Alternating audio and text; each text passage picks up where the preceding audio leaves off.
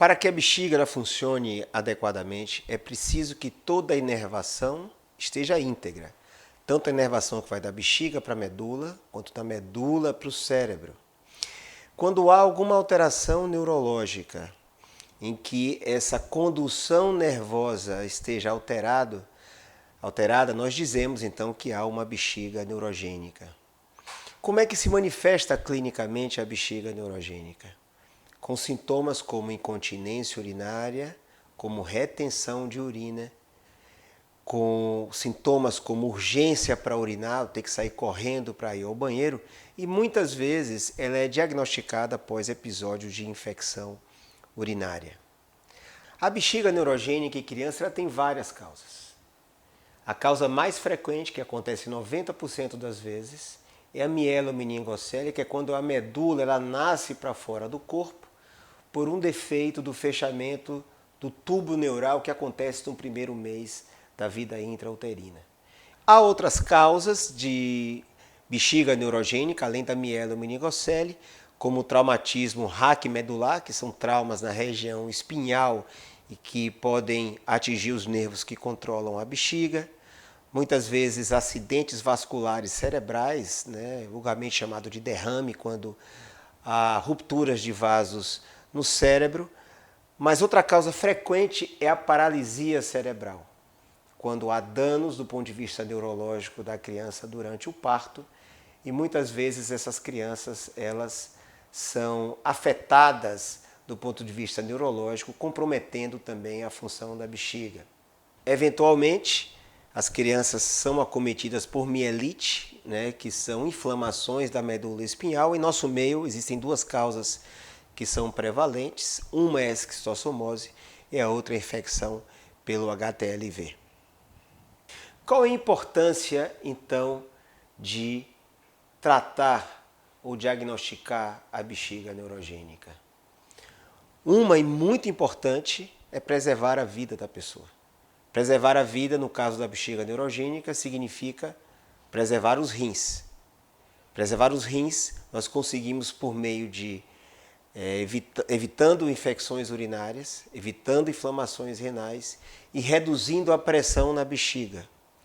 O rim drena para a bexiga não é por gravidade, drena por diferença de pressão.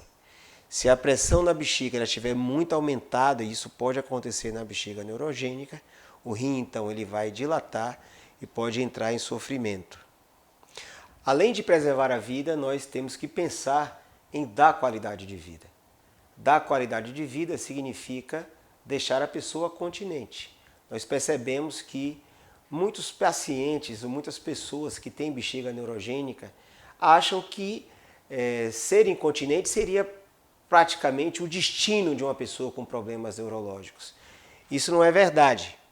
Com o tratamento da bexiga neurogênica é possível dar continência e fazer com que as pessoas larguem a fralda na maior parte das vezes.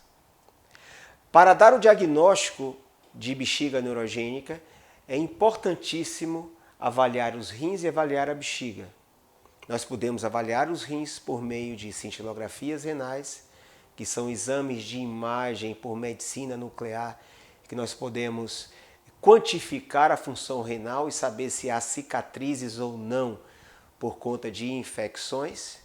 A ultrassonografia é importante para avaliarmos o rim, saber se há dilatações, bem como avaliar a bexiga.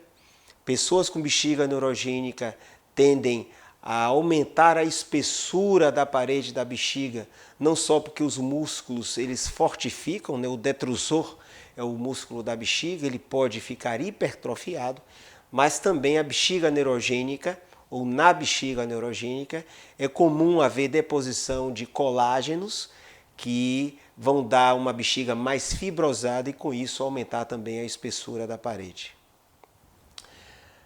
Com relação à avaliação da bexiga, o exame mais importante é o estudo urodinâmico.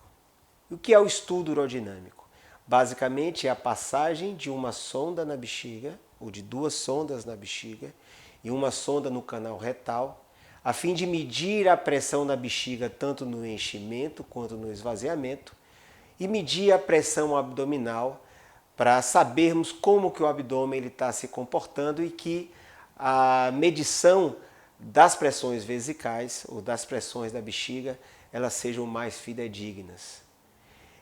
O estudo urodinâmico é um exame importantíssimo na avaliação da bexiga neurogênica e deve ser feito, obviamente, por um profissional que esteja habituado com a avaliação do estudo urodinâmico em crianças. Não podemos esquecer que crianças ou adolescentes com bexiga neurogênica, na maior parte das vezes, têm também o intestino neurogênico. E esse intestino neurogênico, ele faz com que as fezes se acumulem, com que haja escape fecal, incontinência fecal, e não só o acúmulo de fezes na bexiga pode prejudicar a função da bexiga, mas o escape fecal faz com que a criança ela ande suja e que tenha que trocar a fralda muitas vezes ou a roupa íntima muitas vezes, faz com que a qualidade de vida seja bastante piorada.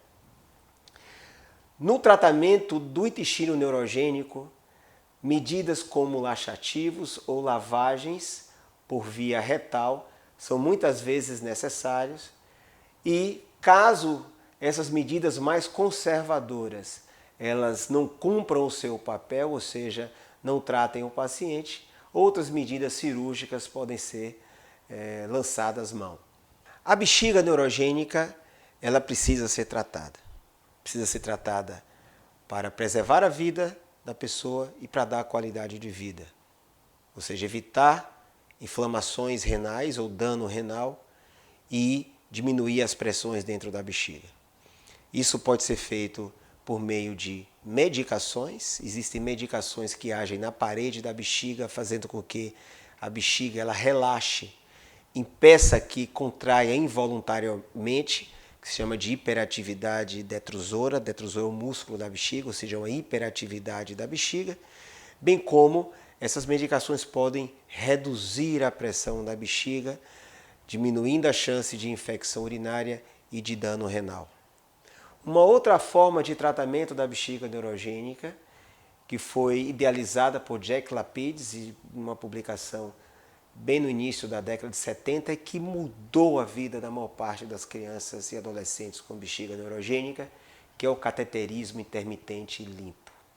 O cateterismo intermitente limpo nada mais é do que fazer com que os pacientes eles sejam sondados, inicialmente por cuidadores, mas com o crescimento, chegando na adolescência, os próprios pacientes podem fazer o cateterismo.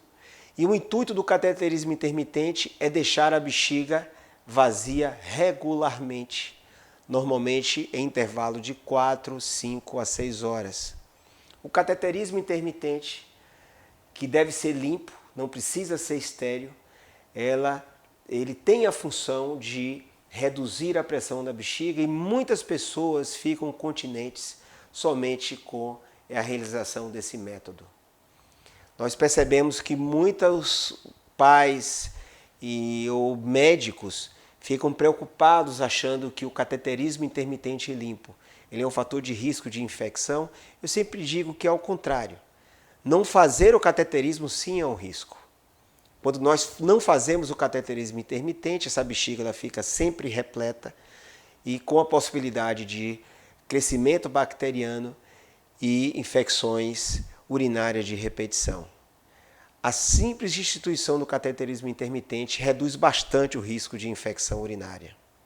Alguns pacientes, mesmo com o uso de medicações ou com a utilização do cateterismo intermitente, manterão episódio de infecção urinária ou continuarão incontinentes.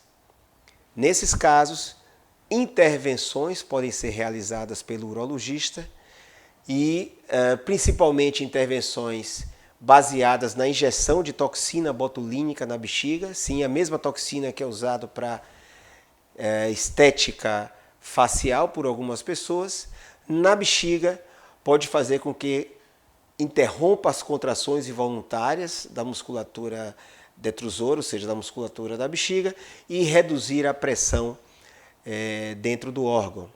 Portanto, muitos pacientes deixam de fazer ou de ser necessário indicação de procedimentos mais agressivos pela injeção da toxina botulínica.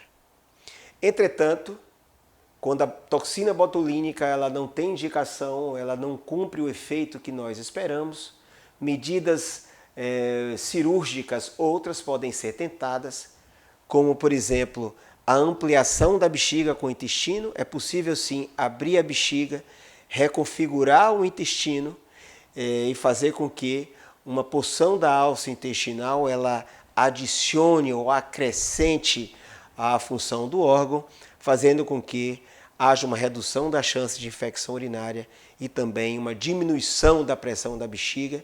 E com isso, muitos pacientes salvam os rins ou reduzem a chance de incontinência urinária somente com a realização desse tipo de procedimento. Algumas pessoas com ampliação da bexiga não conseguem fazer o cateterismo por uma tetraplegia ou inabilidade manual, e nesse caso nós realizamos procedimentos, e um procedimento bem específico chamado procedimento de Mitrofanoff. O que é o procedimento de Mitrofanoff? É fazer um conduto cateterizável, ou seja, nós pegamos o apêndice, mobilizamos o apêndice da bexiga e anastomosamos ou fixamos o apêndice na bexiga e colocamos ele na parede abdominal para fazermos com que seja realizado o cateterismo por uma outra via que não uma uretra, seja por conta da uretra não ser acessível, ou haver algum tipo de estreitamento, ou por ser mais fácil fazer a sondagem por essa via. É muito importante, nesses casos, crianças com bexiga neurogênica, que procurem um médico especialista, porque existe um arsenal enorme de formas de tratamento para que a criança ou adolescente possa não só preservar os rins, mas ter uma qualidade de vida extremamente satisfatória.